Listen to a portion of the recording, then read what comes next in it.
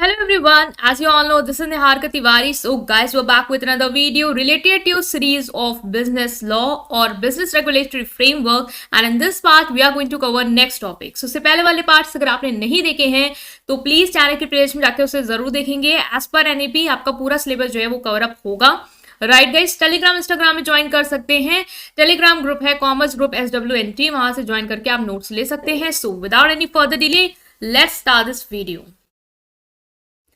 So now guys, in this video we are going to discuss this topic, that is wagering agreement. wagering agreement क्या होती है हम इसको समझेंगे. बहुत ही छोटा टॉपिक है, 2-3 मिनट का टॉपिक है.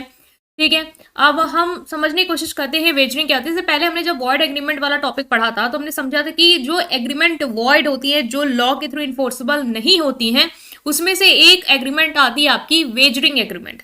तो वेजर वहां पे भी बताया था कि वेजर मतलब होता है बेट, बेटिंग एग्रीमेंट, इसको आप सिंपल वर्ड में कह सकते हैं. बेटिंग एग्रीमेंट क्या होती है, जैसे कि आप लोगों ने देखा होगा जब भी कोई मैच होता है तो लोग बेट करते हैं कि ये टीम जीतेगी. ठीक है, और अगर ये टीम जीती है तो हम तुम्हें 100 रुपए देंगे. और ये टीम, सामने वाला कहता है अगर ये टीम, तुम्हारी टीम हारती तो हम तुम्हें. ठीक है, तो वो तरीके की जो बैटिंग आप लोग करते हैं वो बेसिकली क्या है, एक एग्रीमेंट के फॉर्म में होती है. क्योंकि आप एक ऑफर रखते हैं, ठीक है, सामने वाला जो उसको एक्सेप्ट करता है, फिर आप एग्री करते हैं कि टर्म एंड कंडीशन को लेके कि ऐसा होगा तो हम ऐसा करेंगे, तो वो एग्रीमेंट होती है आपकी वेजरिंग एग्रीमेंट. जैसे कि एग्जाम्पल से समझेंगे, जैसे ए और बी है, वो एक एग्रीमेंट में एंटर किए कि if England cricket team wins the test match, A will pay B ₹100. कि अगर इंग्लैंड की क्रिकेट टीम जो है वो जीतती है मैच, तो ए ने बी से कहा कि मैं तुम्हें 100 रुपए दूंगा. और अगर बी लॉस कर जाता है, मतलब बी की जो टीम है वो नहीं जीती है, तो फिर बी जो है वो ₹100 ए को देगा. ठीक है, मान लो इंडिया और इंग्लैंड के बीच में मैच है, तो ए कहता है अगर इंग्लैंड, ठीक है, जो कि उसकी टीम है, अगर वो जीतती है, ठीक है, नहीं, उसकी इंडिया टीम है, ठीक है, अगर वो कह रहा है कि अगर तुम्हारी इंग्लैंड वाली टीम जीत गई तो मैं तुम्हें 100 रुपए दूंगा, और अगर मेरी इंडिया जीतती है तो फिर तुम मुझे 100 रुपए देना. तो ये लोगों ने क्या करी कि एग्रीमेंट करी है, बेटिंग एग्रीमेंट करी है. तो इसी एग्रीमेंट को हम क्या कहते हैं, वेजरिंग एग्रीमेंट कहते हैं. And nothing can be required by winning party under the agreement. इसमें जैसे मान लो कि आप, इंडिया वाली टीम जीत गई, ठीक है, तो ए वाली टीम जीत गई, ए जीत गया. अब जो ये बी है, इसको क्या करना पड़ेगा, ए को पैसे देने पड़ेंगे. ठीक है, तो अब मान लो कि बी इस बात से मुकर गया कि मैं जो है वो तुम्हें पैसे नहीं दूंगा.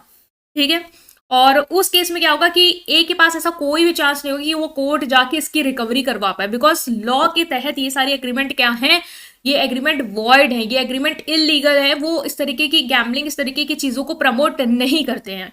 तो वो क्या करेंगे, वो उनकी कोई भी हेल्प नहीं करेंगे, इस तरीके एग्रीमेंट को वॉइड डिक्लेयर करके खारिज कर देंगे. तो कोई भी आपको यहाँ पे सोल्यूशन या रेमेडी जो है वो नहीं मिलने वाली. ठीक है, तो वेजरी एग्रीमेंट में क्या क्या चीजें होनी चाहिए. पहली बात तो है कि एक पार्टी जीतनी चाहिए, दूसरी पार्टी ऑफ कोर्स हारनी चाहिए. There should be mutual chance of gain और लॉस. और ऐसा नहीं है कि जो चांसेस हैं गेन और लॉस के वो एक ही पार्टी के, म्यूचुअल है, दोनों के चांस है कि कोई भी जीत सकता, कोई भी हार सकता. भाई क्रिकेट खेल रही है टीम, तो अब आपको तो नहीं पता ना कौन जीतेगा नहीं जीतेगी, तो अनसर्टेन इवेंट के बारे में आपने बैटिंग की है, तो अब जो भी टीम जीतेगी वो एक डिपेंड करता है कि आप भी जीत सकते हैं, वो भी जीत सकते हैं. फेयर चांस है दोनों पार्टी के पास कि कोई भी जीत सकता है, कोई भी हार सकता है. No party should have control over the event. और किसी भी पार्टी का कंट्रोल नहीं होना चाहिए इवेंट में, तभी उस एग्रीमेंट को वेजरिंग एग्रीमेंट कहेंगे. मतलब कि यहाँ पे बिल्कुल पूरा जो सिनेरियो है वो एकदम चांस पे बेस्ड है. ठीक है, क्रिकेट टीम जीत रही है तो वो it's all about by chance. वो कैसे जीत रही है वो उसका आप कंट्रोल नहीं कर सकते हैं, आपने कोई फिक्सिंग नहीं कर रखी है मैच की. ठीक है, वो सब नहीं होना चाहिए. तो इन सब टर्म्स एंड कंडीशन पे अगर आप कोई एग्रीमेंट करते हैं तो वो वेजरिंग एग्रीमेंट कहलाई जाती है. और अगर वो एग्रीमेंट वेजरिंग है तो आपको कोर्ट इस तरीके की एग्रीमेंट में कोई तरीके के भी सोल्यूशन नहीं, रेमेडीज नहीं प्रोवाइड करती, as these all agreement are void agreement. ठीक है, तो ये था आपका पूरा कॉन्सेप्ट. आई होप आप समझ पाए हैं. स्टिल कोई भी डाउट है कमेंट सेक्शन में पूछेंगे, वीडियो को लाइक करेंगे, चैनल को सब्सक्राइब करेंगे और इस पूरी प्लेलिस्ट को अपने फ्रेंड के साथ जरूर शेयर करेंगे. Thank you.